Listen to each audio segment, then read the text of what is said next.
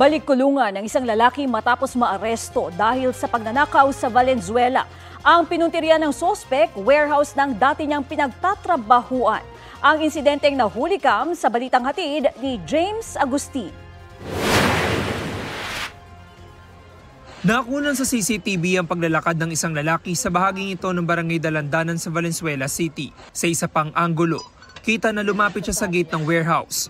Nagpalingalingat, ilang beses sinubukang buksan ang gate. Ayon sa pulisya, ilang oras matapos niyan ay nadiskubre na lang ng isang empleyado na nawawala ng ilang gamit sa kanilang opisina. Nung pagpasok niya, nakita niya na medyo magulo na yung warehouse at chinek niya agad yung mga kung saan whereabouts ng mga IT equipment nila. So nakita niya na parang nagkagulo, so nireview niya kaagad yung CCTV. Nakilala ang 22 anyos sa suspect na 2 linggong namasukan sa warehouse bilang helper. Itong suspect natin ay a former employee of this warehouse. Kaya may idea siya na gano'n ang gagawin niya. So hindi niya natansya na itong CCTV sa labas ay clear din na makaka-recognize sa kanya. Sa follow-up operation ng pulisya, naaresto ang suspect sa Barangay Malinta. Nabawi sa kanya ang mga ninakaw na 2 cellphone at 2 laptop na nagkakahalaga ng 105,000 pesos. Ikatlong beses nang naaresto ng suspect dahil sa pagnanakaw. Dati na siyang nakulong sa Bulacan at Valenzuela. Nang tanungin sa kanyang pagkakaaresto, sa court na lang po ako sasagot pag nagiring lang po ako. Pero dito po hindi na po ako magbibigay ng statement po, paliwanag po. Sa court ko na lang po ipapaliwanag kung ano yung karapatan ko po. Nasampa na ang suspect ng reklamong theft. James Agustin, nagbabalita para sa GMA Integrated News. Ito ang GMA Regional TV News. Balita sa Visayas at Mindanao mula sa GMA Regional TV. Patay ang isang lola sa Bacolod City matapos pagsasaksakin ng kanyang apo. Cecil, ano raw dahilan ng pananaksak? Rafi, di pagkakaintindihan ng maglola sa cellphone ang posibleng ugat ng krimen. Yan at iba pang may init na balita hatid ni Femery Dumabok ng GMA Regional TV. Mismong kanyang apo ang pumatay sa isang babae sa Barangay Pahanukoy, Bacolod City. Ayon sa anak ng biktima at ina ng sospek, nagkaroon ng hindi pagkakaintindihan ang maglola dahil sa cellphone. Doon na posibleng nagalit ang 19 anyos na sospek at sinaksak ng kutsilyo ang kanyang lola. Idiniklara siyang dead on arrival sa ospital. Nasa kustodya na ng pulisya ang sospek na nahaharap sa reklamong parricide. Hindi siya nagbigay ng pahayag. Dead on the spot ang isang batang babae matapos magulungan ng trailer sa Minglanilla, Cebu. Batay sa investigasyon ng Minglanilla Traffic Commission, pauwi na ang bata kasama ang tiyuhin nang sumimplang ang sinasakyan nilang motorsiklo sa National Highway. Natumba ang rider habang tumilapon sa gitna ng kalsada ang angkas niyang pamangkin. Doon na siya nagulungan ng truck na may kargang simento. Nakakulong na ang driver ng truck na humihingi ng tawad sa mga kaanak ng biktima. Handa naman daw makipagsundo ang ina ng bata kung sasagutin ng kumpanya ng truck ang pagpapalibing sa kanyang anak. Wala pang pahayag ang kumpanya. Femery Dumabok ng GMA Regional TV. Nagbabalita para sa GMA Integrated News.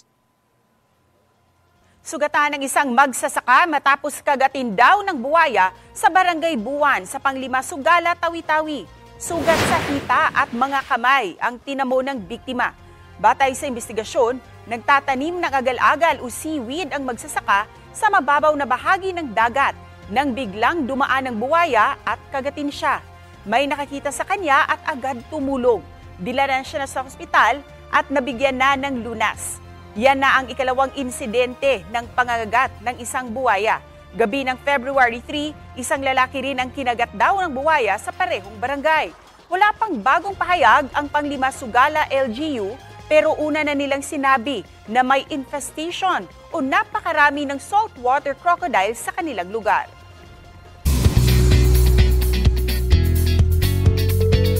Wednesday latest mga mare at pare. Sa unang pagkakataon, humarap muli sa publiko si Queen of All Media Chris Aquino matapos ang mahabang gamutan sa ibang bansa. Full support si Chris sa kanyang kaibigan, ang fashion designer na si Michael Leyva. Isa si Michael sa People of the Year 2025 awardee ng Stargate People Asia Magazine. Kasama ni Chris ang kanyang anak at doktor. Nakikipaglaban si Chris sa iba't ibang autoimmune diseases. Kapansin-pansin mang hirap sa pagsasalita, in-entertain pa rin niya ang ilang tanong ng inyong kumare. Hi Chris, this is your first public appearance. Actually, yes, and I'm sorry that we're late. They had trouble waking me up because I started new medicine last night. Sorry, and hilod dahil sa dami ng gamot na iniinom.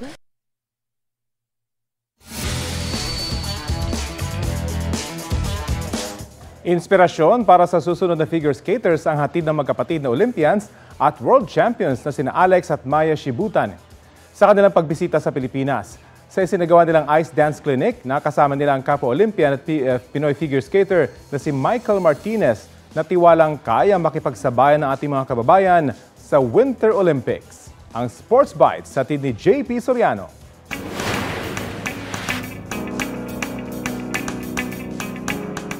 Two-time Winter Olympic medalist at three-time world champions.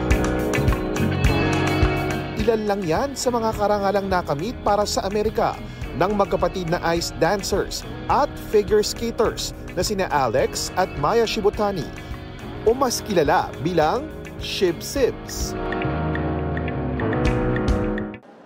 Nasa Pilipinas sila bilang sports envoy ng US State Department at nagiging daan para sa sports diplomacy ng Amerika sa iba't ibang bansa gaya sa Pilipinas.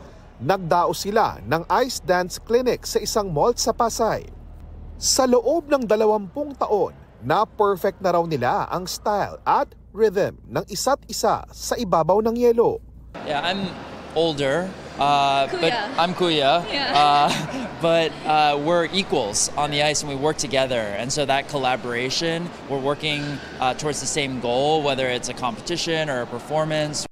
Nakatuon ngayon ang kanilang oras sa pagsasanay ng bagong henerasyon ng figure skaters at ice dancers.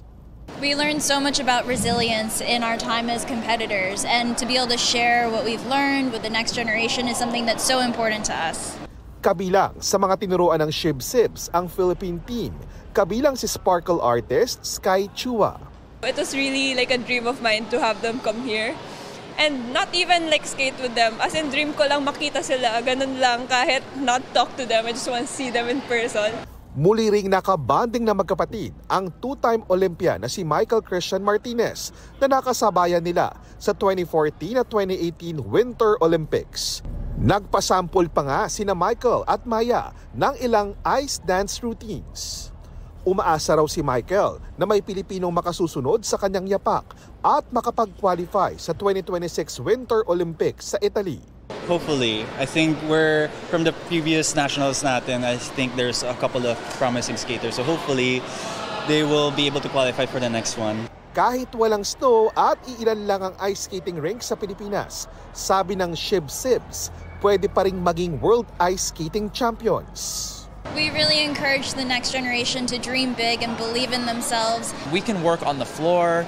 There isn't always ice time when we want to, even now when we're traveling and when we live in Los Angeles, but we're able to focus on our bodies and our minds. And I think the challenge of figure skating is the creativity. JP Soriano, nagbabalita para sa GMA Integrated News.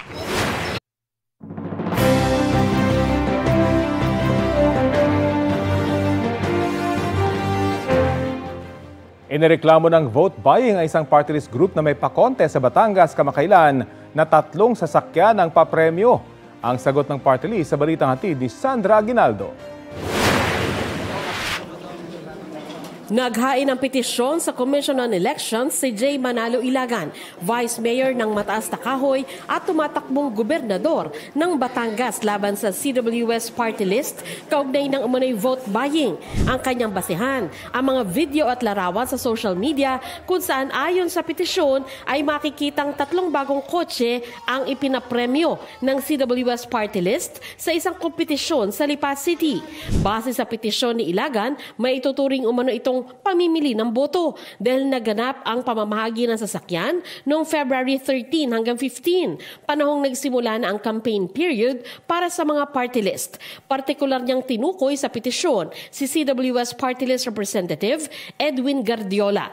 Kabilang sa mga hiniling ni Ilagan sa COMELEC, disqualification ng accreditation at candidacy ng CWS Party List kung mapapatunayan ang aligasyon. Ito ay pagtugon sa panawagan ng Commission on Election na isumbong, ireklamo ang mga tao o kandidato o party list na magbabiolate sa mga patakaran ng COMELEC. Nagpasalamat po sa CWS ang lahat ng tumanggap nito.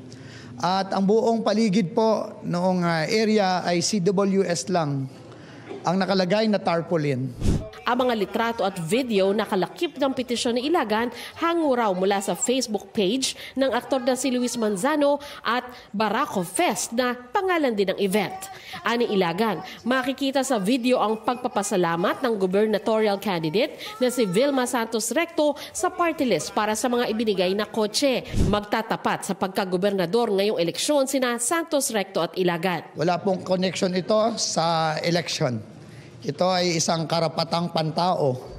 Sabi naman ni Guardiola, hindi muna siya makakapagkomento dahil hindi pa nila natatanggap ang kopya ng reklamo. Sasagutin daw nila ang akusasyon sa tamang oras at forum. Sabay pagtitiyak na palaging sumusunod ang CWS Party List sa mga batas, panuntunan at regulasyon ng COMELEC. Ang pamunuan naman ng Barako Fest, mariing kinondena ang paghahain ng petisyon ni Ilagan. Anila, bukod sa CWS Party List, ay marami pa silang katuwang sa kanilang taunang proyekto. Inako din nila ang responsibilidad sa pamimigay ng papremyo na hindi raw ipinamigay pero 3 araw daw na pinaglabanan at pinaghirapan ng mga kalahok. Sinisikap naman naming makunan ng reaksyon si Santos Recto. Tumanggi munang magbigay ng pahayag ang COMELEC kaugnay sa petisyon ni Ilagan. Pero paalala nila, the holding of talent games, talent shows, bingo games, and other similar activities that involves the distribution of prizes where the name of the candidate is clearly posted. It is already presumed to be a violation, no? So in which case the burden is now shifted on the respondent. Sandra Aguinaldo, nagbabalita para sa GMA Integrated News. Magandang balita para sa mga government employee na magsisilbi sa election 2025. Aprobado na ng Commission on Elections ang dagdag service credits para sa inyo. Mula sa 5 araw, 10 araw na ang service credits ng mga guro at civil service workers na bahagi ng Electoral Board, Department of Education Supervisor, Official o DESO at support staff sa eleksyon. Ayon sa COMELEC, dapat na ayon ito sa mga alituntunin ng leave privileges ng Civil Service Commission at DepEd. Simula March 3, mahigit 100,000 guro at hindi bababa sa 7,000 police personnel ang sasailalim sa training para sa eleksyon 2025.